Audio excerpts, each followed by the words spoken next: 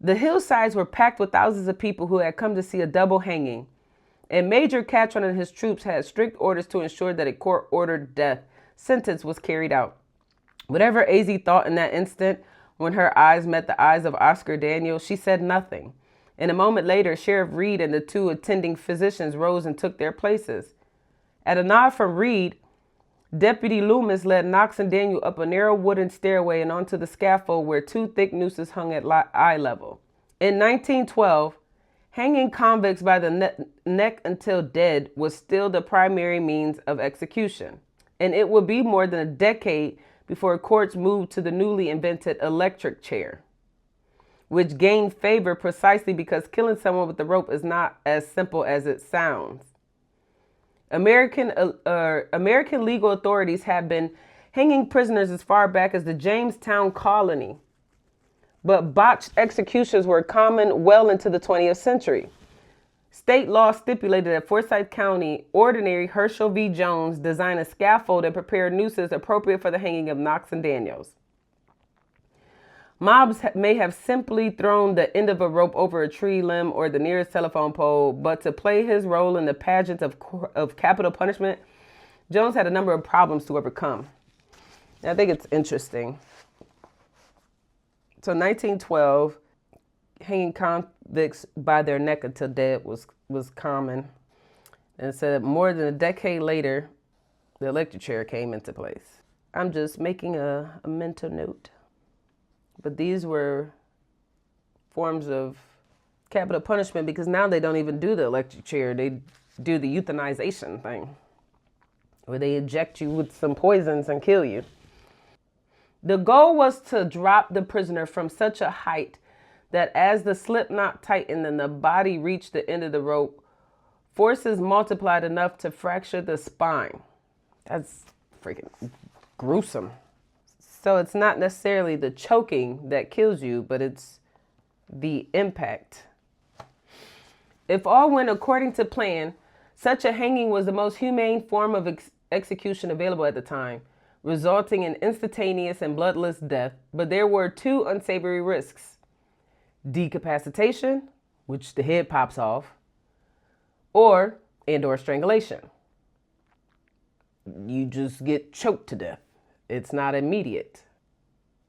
If the force generated by a fall was too great, the spine might not be just broken, but completely severed. Many people on the hillsides overlooking the gallows must have recalled the 1900 hanging of a Georgia man named Benjamin Snell, whose execution went so awry that the Atlanta Constitution gave a lengthy account.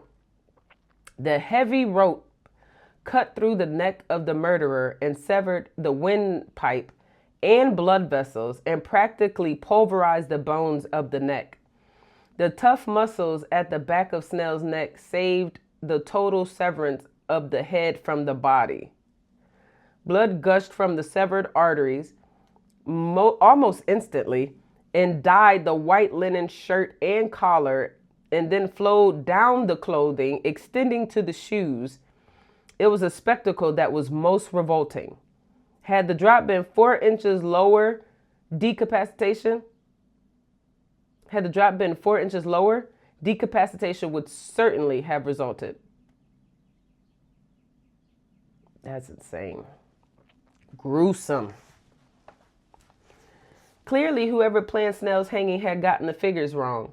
The most common reason for such errors was a desire to avoid the equally gruesome alternative to decapitation.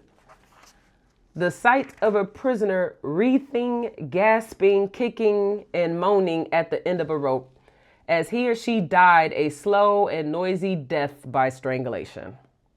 This happened when the drop was too short and the forces were not enough to fracture the vertebrae. So I wonder if this is why the necks be so stretched out, because if anybody has ever listened to Billie Holiday's song Strange Fruit, she talks about the stretched, the elongated necks and the bulging eyes.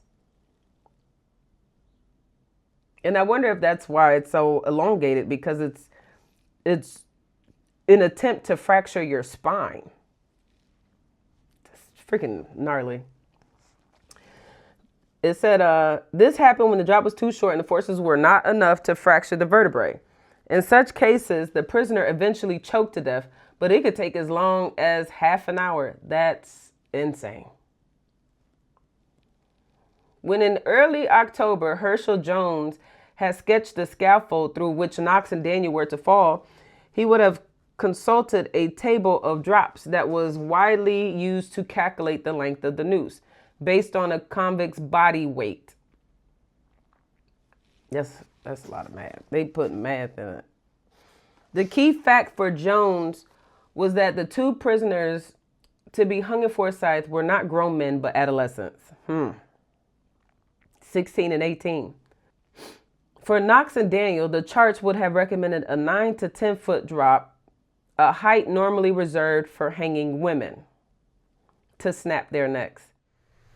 If you want people to think otherwise of you more positively, then give them more positive experiences.